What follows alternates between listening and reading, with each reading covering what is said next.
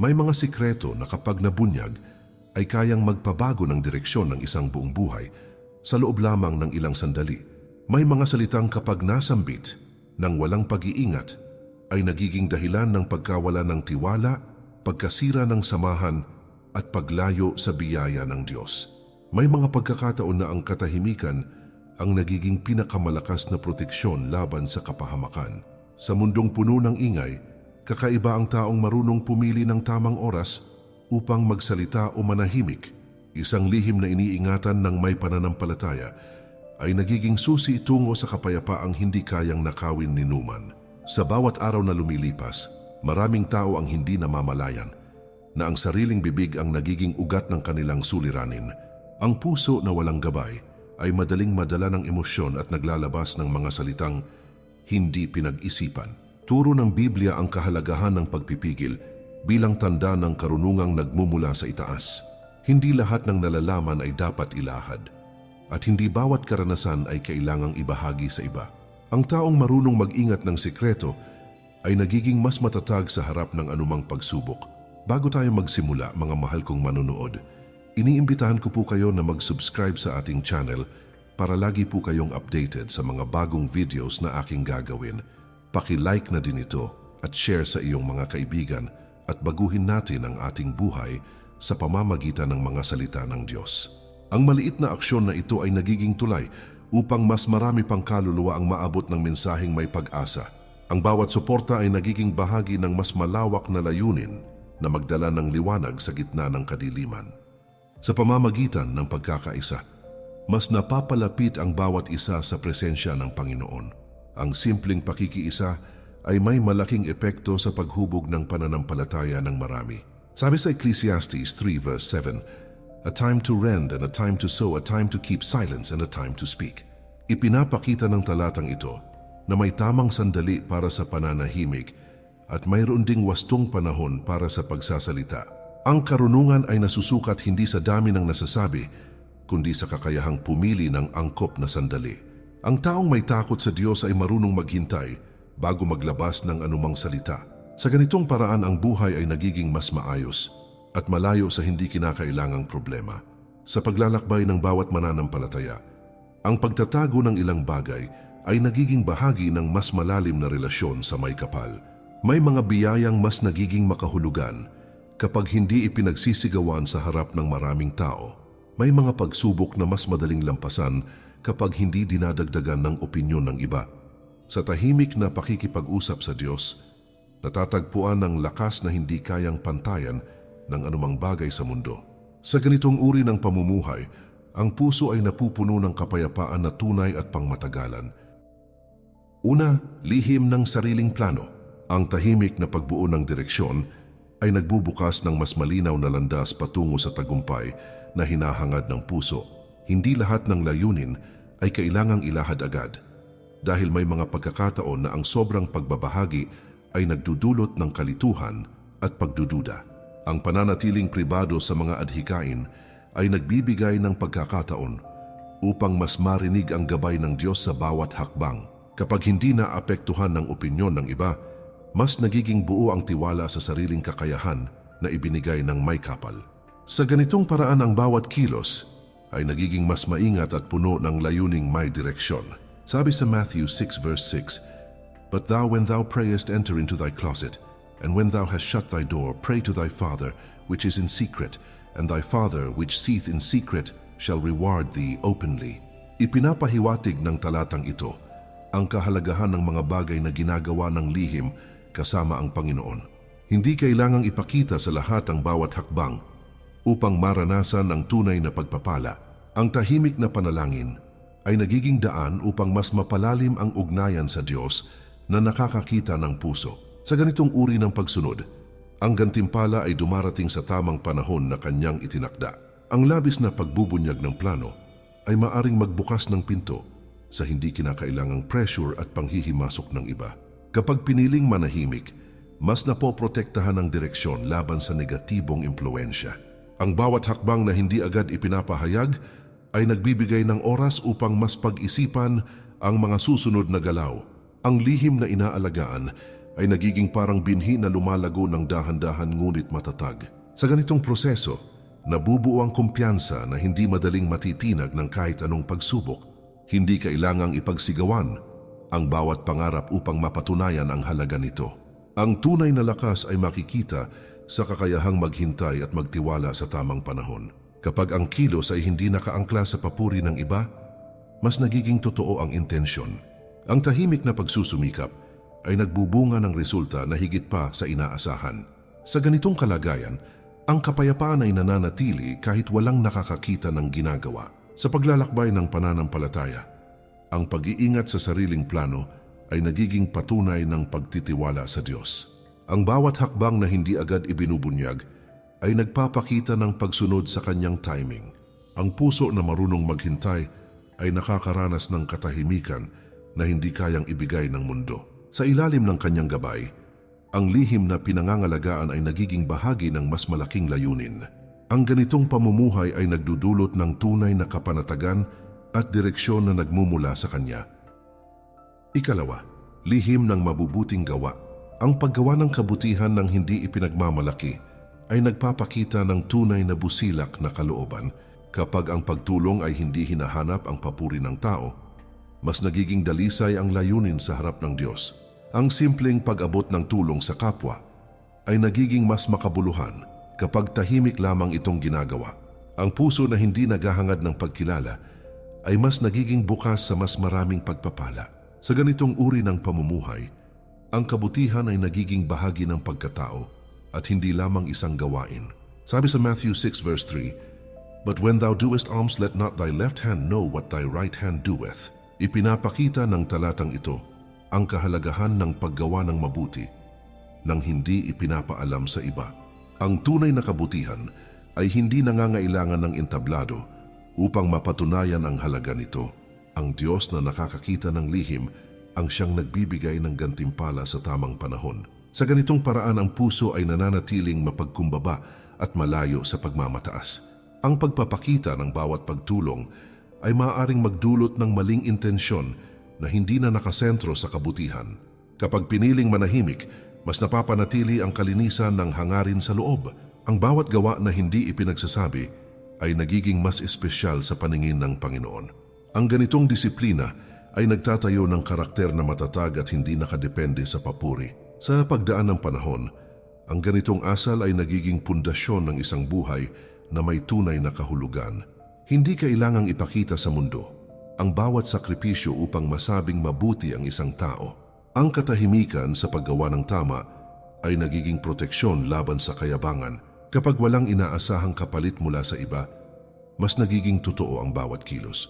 Ang ganitong pag-uugali ay nagdadala ng kapayapaan na hindi matutumbasan ng kahit anong papuri. Sa ganitong kalagayan, ang kaluluwa ay nananatiling payapa at malapit sa Diyos. Sa paglalakbay ng pananampalataya, ang lihim ng mabubuting gawa ay nagiging daan upang mas mapalalim ang relasyon sa may kapal. Ang bawat pagtulong na hindi ibinubunyag ay nagiging handog na tanging siya lamang ang nakakakita. Ang puso na mapagkumbaba ay tumatanggap ng biyaya na hindi inaasahan. Sa ilalim ng kanyang paggabay, ang kabutihan ay nagiging liwanag na hindi kailangang ipakita upang magningning. Ang ganitong pamumuhay ay nagdudulot ng tunay na kagalakan na nagmumula sa Diyos. Ikatlo, lihim ng personal na panalangin. Ang pakikipag-usap sa Diyos na hindi ipinapakita sa iba ay nagiging sandigan ng matibay na pananampalataya. Sa katahimikan, mas malinaw na naririnig ang kanyang tinig na gumagabay sa bawat desisyon. Ang sandaling nakalaan lamang para sa Panginoon ay nagiging sagrado at puno ng kapayapaan. Walang ibang makakaunawa sa lalim ng ugnayang nabubuo kapag pribado ang pakikipag-usap sa Kanya. Sa ganitong paraan, ang kaluluwa ay napupuno ng lakas na hindi kayang ibigay ng mundo. Sabi sa Psalm 91 verse 1, "He that dwelleth in the secret place of the Most High shall abide under the shadow of the Almighty." Ipinapakita ng talatang ito ang halaga ng pananatili sa lihim na presensya ng Diyos. Ang taong marunong maglaan ng oras na tahimik kasama ang Panginoon ay nakakahanap ng tunay na kanlungan. Hindi kailangang ipaalam sa iba ang bawat panalangin upang maranasan ang kanyang kapangyarihan. Sa ganitong uri ng pakikipag-ugnayan, Ang puso ay nagiging payapa at matatag. Ang pagbabahagi ng bawat detalye ng panalangin ay maaaring magdulot ng hindi kinakailangang opinyon mula sa iba. Kapag piniling manatiling pribado, mas napapanatili ang pagiging totoo ng damdamin. Ang bawat bulong ng puso ay nagiging mas makabuluhan kapag direkta itong iniaalay sa Diyos. Ang ganitong disiplina ay nagbubunga ng mas malalim na koneksyon na hindi naaapektuhan ng ingay sa paligid. Sa paglipas ng panahon, ang ganitong gawain ay nagiging bahagi ng pang-araw-araw na lakas. Hindi kailangang ipakita sa iba ang bawat luha o pasasalamat upang patunayan ang pananampalataya. Ang tunay na relasyon sa Diyos ay hindi nakabase sa paningin ng tao kundi sa katapatan ng puso. Kapag ang panalangin ay hindi ginagawang palabas, mas nagiging makabuluhan ang bawat salita. Ang katahimikan ay nagiging tulay upang mas maramdaman ang kanyang presensya. Sa ganitong kalagayan, ang kaluluwa ay patuloy na napapalapit sa kanya. Sa paglalakbay ng pananampalataya, ang lihim ng personal na panalangin ay nagiging pundasyon ng matatag na buhay espiritual. Ang bawat sandaling inilalaan sa Diyos nang walang nakakakita ay nagiging puhunan ng kapayapaan. Ang puso na nakasanayang makipag-usap sa Kanya ay hindi madaling matitinag ng problema sa ilalim ng Kanyang paggabay. Ang tahimik na panalangin ay nagiging lakas sa bawat pagsubok. Ang ganitong pamumuhay ay nagdudulot ng kapanatagan na tunay at pangmatagalan. Ikaapat, lihim ng sariling pagsubok. May mga pinagdadaanan na hindi kailangang ilantad sa lahat upang mapanatili ang dignidad at lakas ng loob. Ang bawat hamon na kinakaharap ng tahimik ay nagiging daan upang mas tumibay ang pagkatao. Kapag hindi agad ibinubuhos sa iba ang bigat ng nararamdaman, mas nagkakaroon ng pagkakataon na hanapin ang sagot mula sa Diyos. Ang pananatiling kalmado sa gitna ng unos ay nagpapakita ng malalim na pagtitiwala sa Kanyang plano. Sa ganitong paraan ang pagsubok ay nagiging hakbang patungo sa mas matatag na pananampalataya. Sabi sa James 1 verse 3, "Knowing this that the trying of your faith worketh patience." Ipinapahiwatig ng talatang ito na ang bawat pagsubok ay may layuning hubugin ang pagtitiis at lakas ng loob. Ang pagharap sa problema ng hindi agad isinasa publiko ay nagbibigay ng espasyo para sa personal na paglago. Ang Diyos ang nagiging kakampi sa bawat sandali na tila walang ibang nakakaunawa sa pinagdaraanan. Sa ganitong kalagayan, ang puso ay natututo kung paano magtiwala kahit mahirap ang sitwasyon. Ang sobrang pagbabahagi ng paghihirap ay maaring magdala ng dagdag na bigat mula sa opinyon ng iba. Kapag piniling manahimik, mas napoprotektahan ang sarili laban sa negatibong impluensya. Ang bawat laban na tinatahak ng pribado ay nagiging mas makabuluhan at mas personal. Ang ganitong diskarte ay nagtatayo ng lakas na hindi nakadepende sa simpatiya ng ibang tao. Sa paglipas ng panahon, ang karanasang ito ay nagiging patunay ng tibay ng loob. Hindi kailangang ipakita sa mundo ang bawat luha upang mapatunayan ang pinagdaraanan. Ang tunay na tapang ay makikita sa kakayahang bumangon kahit walang nakakakita. Kapag ang puso ay nananatiling matatag, ang problema ay unti-unting nawawala ng kapangyarihan. Ang katahimikan ay nagiging sandata laban sa pagkalito at takot. Sa ganitong sitwasyon, ang kapayapaan ay unti-unting bumabalik sa loob. Sa paglalakbay ng pananampalataya, ang lihim ng sariling pagsubok ay nagiging tulay patungo sa mas malalim na relasyon sa Diyos. Ang bawat paghihirap na hindi isinasa publiko ay nagiging pagkakataon upang mas makilala ang Kanyang kapangyarihan. Ang puso na marunong magtiis ay tumatanggap ng biyayang hindi inaasahan. Sa ilalim ng Kanyang paggabay, ang bawat pagsubok ay nagiging bahagi ng mas malaking layunin. Ang ganitong pamumuhay ay nagdudulot ng lakas at kapanatagan na nagmumula sa Kanya. Ikalima, lihim ng tulong na ibinigay. Ang pagtulong na hindi isinasa publiko ay nagpapakita ng pusong tunay na nagmamalasakit sa kapwa. Kapag ang kabaitan ay hindi hinahalo sa paghahangad ng pagkilala, mas nagiging dalisay ang bawat kilos. Ang tahimik na pag-abot ng suporta ay nagiging mas makahulugan dahil walang halong pagmamataas. Ang ganitong asal ay nagbubunga ng kapayapaan na hindi kayang ibigay ng papuri ng tao. Sa ganitong paraan, ang kabutihan ay nagiging bahagi ng pagkatao na hindi kailangang ipakita. Sabi sa Luke 6 verse 35, "But love ye your enemies and do good and lend hoping for nothing again, and your reward shall be great, and ye shall be the children of the highest. Ipinapakita ng talatang ito na ang pagtulong ay dapat gawin ng walang inaasahang kapalit. Ang tunay na kabutihan ay nagmumula sa pusong handang magbigay kahit walang nakakakita. Ang Diyos ang siyang nakakakita ng bawat lihim na gawa at siya rin ang nagbibigay ng gantimpala. Sa ganitong uri ng pag-uugali, ang puso ay nananatiling mapagkumbaba at malapit sa Kanya. Ang pag-ibahagi sa iba ang bawat tulong ay maaring magdulot ng maling intensyon na naghahanap ng papuri. Kapag piniling manahimik, mas napapanatili ang kadalisayan ng layunin. Ang bawat pagkilos na hindi ipinapakita ay nagiging mas espesyal sa paningin ng Panginoon.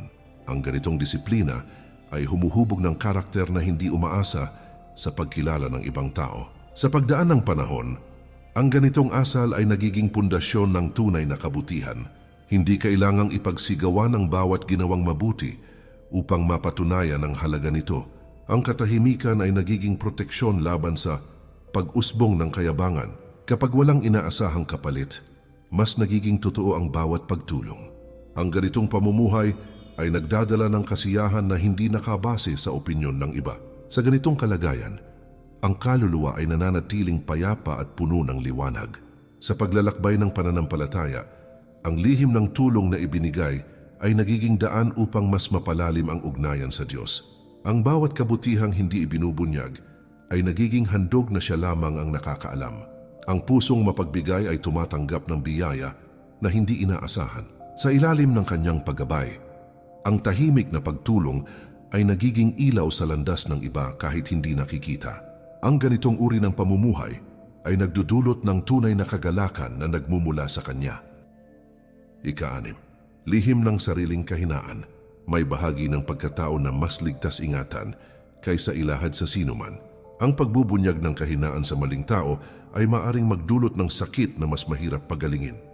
Ang tahimik na pagharap sa limitasyon ay nagbibigay ng pagkakataon upang mas mapalapit sa Diyos. Sa ganitong kalagayan, ang puso ay natutong umasa hindi sa sarili kundi sa kanyang lakas. Ang pag-iingat sa ganitong aspeto ay nagiging proteksyon laban sa panghuhusga at pang-aabuso. Sabi sa 2 Corinthians 12 verse 9, "My grace is sufficient for thee, for my strength is made perfect in weakness." Ipinapahayag ng talatang ito na ang kahinaan ay nagiging daan upang maranasan ang kapangyarihan ng Diyos. Hindi kailangang ipakita sa lahat ang bawat kahinaan upang mapatunayan ang katotohanan ng buhay. Ang paglapit sa Panginoon sa tahimik na paraan ay nagbubukas ng pinto para sa kanyang biyaya. Sa ganitong sitwasyon, ang puso ay natututong magtiwala sa kanyang kakayahan. Ang sobrang pagbabahagi ng personal na limitasyon ay maaring magbigay daan sa maling pagtingin ng iba. Kapag piniling mag-ingat, mas napapanatili ang respeto sa sarili at sa sariling dignidad. Ang bawat laban na kinakaharap ng pribado ay nagiging hakbang patungo sa mas matibay na loob. Ang ganitong disiplina ay tumutulong upang mas makilala ang tunay na halaga ng sarili sa harap ng Diyos. Sa pagdaan ng panahon, ang kahinaan ay nagiging bahagi ng kwento ng paglago. Hindi kailangang ipagsigawan ang bawat kakulangan upang makahanap ng pag-unawa mula sa mundo. Ang tunay na lakas ay nakikita sa kakayahang bumangon kahit walang nakakakita. Kapag ang puso ay nananatiling matatag, ang kahinaan ay nawawalan ng kapangyarihan na kontrolin ang buhay. Ang katahimikan ay nagiging sandata upang mapanatili ang kapayapaan sa loob. Sa ganitong kalagayan, ang kaluluwa ay mas napapalapit sa Diyos. Sa paglalakbay ng pananampalataya, ang lihim ng sariling kahinaan ay nagiging tulay patungo sa mas malalim na relasyon sa may kapal. Ang bawat sandali ng paghina ay nagiging pagkakataon upang maranasan ang kanyang presensya. Ang puso na marunong umasa sa kanya ay hindi madaling matitinag ng anumang pagsubok. Sa ilalim ng kanyang paggabay, ang kahinaan ay nagiging lakas na hindi inaasahan. Ang ganitong uri ng pamumuhay ay nagdudulot ng kapanatagan na tunay at nagmumula sa kanya. Ika-7, lihim ng pagpapatawad. Ang pagpapatawad na tahimik ay nagdadala ng kaginhawaan na hindi agad nakikita, ngunit malalim ang epekto sa puso. Kapag ang sugat ay hindi ipinapakita sa marami, mas nagkakaroon ng espasyo upang paghilumin ito kasama ang Diyos. Ang galit na hindi pinapalaganap ay unti-unting nawawala at napapalitan ng kapayapaan. Ang pagpili na huwag ipagsabi ang bawat hinanakit ay nagiging proteksyon laban sa mas malalim na alitan. Sa ganitong paraan, ang puso ay natutong magpatawad nang walang hinihintay na pagkilala mula sa iba. Sabi sa Ephesians 4 verse 32, "And be ye kind one to another, tender-hearted, forgiving one another, even as God for Christ's sake hath forgiven you." Ipinapakita ng talatang ito na ang pagpapatawad ay hindi lamang utos, kundi paraan upang maging katulad ng Diyos sa pakikitungo sa kapwa. Ang tahimik na pagbitaw sa galit ay nagiging hakbang patungo sa tunay na kalayaan ng damdamin. Hindi kailangang ipaalam sa lahat ang proseso ng paghilom upang maranasan ang kapatawaran. Sa ganitong uri ng pagsunod, ang puso ay nagiging mas magaan at puno ng awa. Ang pagkwento ng bawat sakit sa maraming tao ay maaring magpalala ng sugat sa halip na pagalingin ito. Kapag piniling manahimik, mas napapanatili ang respeto sa sarili at sa iba. Ang bawat desisyon na magpatawad ng pribado ay nagiging simbolo ng lakas ng loob. Ang ganitong disiplina ay nagbubunga ng katahimikan na hindi kayang ibigay ng paghihiganti. Sa paglipas ng panahon, ang dating bigat ay napapalitan ng kapayapaan. Hindi kailangang ipagsigawan ang pagpapatawad upang mapatunayan ang kabutihan ng puso. Ang tunay na kapatawaran ay nagmumula sa loob at hindi nakadepende sa reaksyon ng iba. Kapag ang damdamin ay piniling palayain mula sa galit, ang buhay ay nagiging mas magaan. Ang katahimikan ay nagiging sandata laban sa paulit-ulit na sakit. Sa ganitong kalagayan, ang kaluluwa ay natutong magmahal muli. Sa paglalakbay ng pananampalataya, ang lihim ng pagpapatawad ay nagiging daan upang mas mapalapit sa Diyos. Ang bawat pagbitaw sa hinanakit ay nagiging patunay ng pagtitiwala sa kanyang hustisya. Ang puso na marunong magpatawad ay tumatanggap ng biyaya na hindi inaasahan. Sa ilalim ng kanyang paggabay, ang galit ay napapalitan ng kapayapaan na tunay. Ang ganitong uri ng pamumuhay ay nagdudulot ng kalayaan na nagmumula sa kanya. 8, lihim ng mga pangarap sa puso. Ang mga pangarap na itinatago sa kaibuturan ng damdamin ay nagiging mas matatag kapag hindi agad ibinubunyag sa iba. Tahimik na pag-aalaga sa mga mithiin ay nagbibigay ng espasyo upang mas maramdaman ang direksyon na galing sa Diyos. Hindi bawat hangarin ay kailangang ipaalam dahil may mga pagkakataon na ang sobrang pagbabahagi ay nagdudulot ng panghihina ng loob. Kapag piniling ingatan ang mga nais makamtan, mas napoprotektahan ang sarili laban sa negatibong impluensya. Sa ganitong paraan, ang pangarap ay lumalago ng may lalim at tunay na layunin. Sabi sa Psalm 37 verse 4, "Delight thyself also in the Lord, and He shall give thee the desires of thine heart." Ipinapahiwatig ng talatang ito na ang tunay na katuparan ng pangarap ay nagmumula sa paglapit sa Diyos. Ang puso na nakatuon sa Kanya ay tumatanggap ng mga hangarin na naayon sa Kanyang kalooban. Hindi kailangang ipakita sa lahat ang bawat pangarap upang ito ay matupad. Sa ganitong uri ng pagtitiwala, ang mga mithiin ay nagiging mas makabuluhan at pinagpala. Ang labis na pagsasabi ng mga plano ay maaring magbukas ng pinto sa pagdududa at panghihina ng loob. Kapag piniling manahimik, mas napapanatili ang lakas ng loob na ituloy ang nais makamit. Ang bawat hakbang na hindi agad ipinapahayag ay nagbibigay ng pagkakataon upang mas mapaghandaan ang hinaharap. Ang lihim na pangarap ay nagiging parang apoy na patuloy na nag-aalab sa loob. Sa pagdaan ng panahon, ang ganitong pag-iingat ay nagiging susi sa tagumpay. Hindi kailangang ipagsigawan ang mga nais makamtan upang mapatunayan ang halaga ng mga ito. Ang tunay na lakas ay makikita sa kakayahang maghintay at kumilos ng tahimik kapag ang puso ay hindi naapektuhan ng opinyon ng iba. Mas nagiging malinaw ang direksyon. Ang katahimikan ay nagiging kaagapay sa bawat hakbang tungo sa katuparan. Sa ganitong kalagayan, ang kapayapaan ay nananatili habang hinahabol ang mga mithiin. Sa paglalakbay ng pananampalataya, ang lihim ng mga pangarap sa puso ay nagiging bahagi ng mas malalim na pagtitiwala sa Diyos. Ang bawat hangarin na inaalagaan ng tahimik ay nagiging patunay ng pagsunod sa Kanyang oras. Ang puso na marunong maghintay ay tumatanggap ng biyaya na hindi inaasahan. Sa ilalim ng Kanyang paggabay, ang mga pangarap ay nagiging realidad sa tamang panahon. Ang ganitong uri ng pamumuhay ay nagdudulot ng katuparan at kapayapaan na nagmumula sa Kanya. 9, lihim ng pag-unlad sa buhay. Ang progreso na hindi ipinapakita agad ay nagiging mas matibay dahil walang halong ingay mula sa paligid. Tahimik na pagsusumikap ay nagbibigay ng pagkakataon upang mas mapalalim ang kakayahan at karunungan. Hindi bawat tagumpay ay kailangang ipaalam dahil may mga sandali na ang pagpapakita ay nagdudulot ng inggit o pagdududa. Kapag piniling manatiling simple, mas napapanatili ang pokus sa tunay na layunin. Sa ganitong paraan ang pag-unlad ay nagiging mas makabuluhan at hindi nakadepende sa papuri ng iba. Sabi sa Proverbs 27 verse 2, "Let another man praise thee, and not thine own mouth a stranger, and not thine own lips." Ipinapakita ng talatang ito na ang tunay na tagumpay ay hindi kailangang ipagmalaki. Ang pagpapakumbaba sa gitna ng pag-unlad ay nagiging tanda ng karunungan na nagmumula sa Diyos. Hindi kailangang ipakita sa lahat ang bawat hakbang ng pag-asenso upang maranasan ang kanyang pagpapala. Sa ganitong uri ng pag-uugali, ang puso ay nananatiling mababa at malapit sa Kanya. Ang labis na pagbabahagi ng progreso ay maaring magdala ng hindi inaasahang pressure o negatibong reaksyon. Kapag piniling manahimik, mas napoprotektahan ang direksyon laban sa mga hadlang. Ang bawat hakbang na tahimik ay nagiging mas epektibo dahil walang nakakaabala sa konsentrasyon. Ang ganitong disiplina ay tumutulong upang mapanatili ang balanse sa pagitan ng tagumpay at pagpapakumbaba. Sa pagdaan ng panahon, ang resulta ay nagsasalita ng kusa.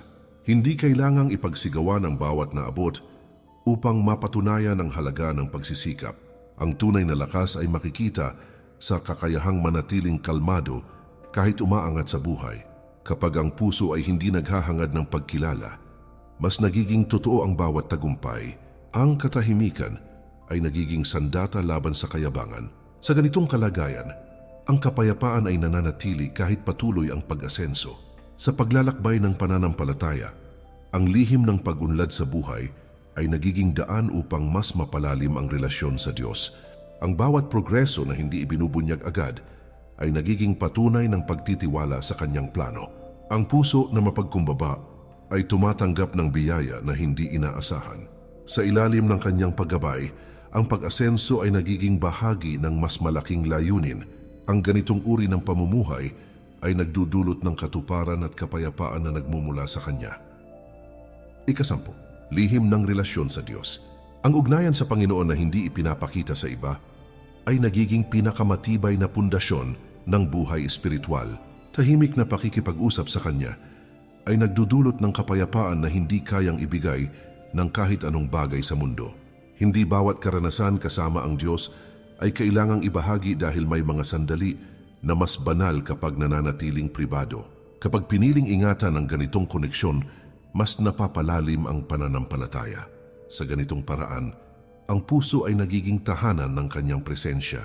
Sabi sa Jeremiah 29 verse 13, "And ye shall seek me and find me, when ye shall search for me with all your heart." Ipinapakita ng talatang ito na ang tunay na pagkakilala sa Diyos ay nagmumula sa pusong tapat na naghahanap sa Kanya. Ang paghahanap na hindi ginagawang palabas ay nagiging mas makabuluhan sa Kanyang paningin. Hindi kailangang ipaalam sa lahat ang bawat sandali ng pakikipag-ugnayan upang maranasan ang Kanyang presensya. Sa ganitong uri ng pagsunod, ang kaluluwa ay napupuno ng liwanag at pag-asa. Ang pagbabahagi ng lahat ng espiritual na karanasan ay maaring magdulot ng hindi pagkakaunawaan mula sa iba. Kapag piniling manahimik, mas napapanatili ang kabanalan ng bawat sandali kasama ang Panginoon. Ang bawat karanasan na pribado ay nagiging mas malalim at mas personal. Ang ganitong disiplina ay tumutulong upang mas mapanatili ang pokus sa relasyon sa Diyos kaysa sa opinyon ng tao. Sa pagdaan ng panahon, ang koneksyon ay lalong tumitibay. Hindi kailangang ipagsigawan ang bawat panalangin o biyaya upang mapatunayan ang pananampalataya. Ang tunay na debosyon ay nakikita sa katapatan ng puso at hindi sa dami ng nakakaalam. Kapag ang relasyon sa Diyos ay hindi naapektuhan ng paningin ng iba, mas nagiging totoo ang pagsamba. Ang katahimikan ay nagiging daan upang mas maramdaman ang Kanyang presensya. Sa ganitong kalagayan, ang kapayapaan ay nananatili sa loob. Sa paglalakbay ng pananampalataya, ang lihim ng relasyon sa Diyos ay nagiging pinakamahalagang yaman na hindi kayang nakawin ni numan. Ang bawat sandaling tahimik na kasama siya ay nagiging lakas sa gitna ng anumang pagsubok. Ang puso na nakatuon sa kanya ay tumatanggap ng gabay na hindi nagkukulang. Sa ilalim ng kanyang paggabay, ang buhay ay nagiging mas malinaw at puno ng direksyon. Ang ganitong uri ng pamumuhay ay nagdudulot ng tunay na kagalakan at kapayapaan na nagmumula sa kanya. Ang bawat lihim na piniling ingatan ay nagiging bahagi ng mas malalim na paghubog ng pagkatao na nakasentro sa Diyos. Sa katahimikan, mas nararamdaman ang kanyang presensya na gumagabay sa bawat hakbang ng buhay. Ang disiplina sa pananalita at pag-iingat sa mga bagay na hindi dapat ibunyag ay nagdudulot ng kapayapaan na hindi kayang bilhin ng kahit anong yaman. Ang puso na marunong magtimpi ay nagiging tahanan ng karunungang nagmumula sa langit. Sa ganitong uri ng pamumuhay, ang kaluluwa ay nananatiling matatag kahit pa dumaan sa matitinding pagsubok. Sabi sa Proverbs 17 verse 28, "Even a fool when he holdeth his peace is counted wise, and he that shutteth his lips is esteemed a man of understanding." Ipinapakita ng talatang ito na ang katahimikan ay may dalang karunungan na higit pa sa maraming salita. Ang pagpili na hindi magsalita sa maling pagkakataon ay nagiging tanda ng tunay na pag-unawa. Ang ganitong asal ay naglalapit sa tao sa kalooban ng Diyos na puno ng kaayusan at kapayapaan. Sa bawat sandaling pinipili ang tamang salita o pananahimik, ang buhay ay unti-unting nagiging mas maayos. Mga mahal kong manonood, muli ko po kayong iniimbitahan na mag-subscribe sa ating channel para lagi po kayong updated sa mga bagong videos na aking gagawin. Paki-like na din ito at share sa iyong mga kaibigan at baguhin natin ang ating buhay sa pamamagitan ng mga salita ng Diyos. Ang simpleng pagsuporta ay nagiging daan upang mas maraming tao ang makarinig ng mensahe ng pag-asa at pananampalataya. Bawat pag-share ay parang ilaw na umaabot sa iba na nangangailangan ng gabay sa kanilang buhay. Sa sama-samang layunin, mas napapalawak ang abot ng kabutihang nagmumula sa kanyang mga salita. Isang komunidad na may takot sa Diyos ay nagiging matibay laban sa anumang unos. Dalangin na ang bawat aral na napakinggan ay magsilbing gabay sa araw-araw na pamumuhay. Ang bawat lihim na iingatan ay maging tulay patungo sa mas payapang puso at mas matatag na pananampalataya. Sa ilalim ng kanyang paggabay, ang bawat desisyon ay nagiging mas malinaw at puno ng direksyon. Ang buhay na nakasentro sa Diyos ay hindi madaling matitinag ng kahit anong pagsubok. Ang kapayapaan na nagmumula sa Kanya ay mananatili ngayon at magpakailanman.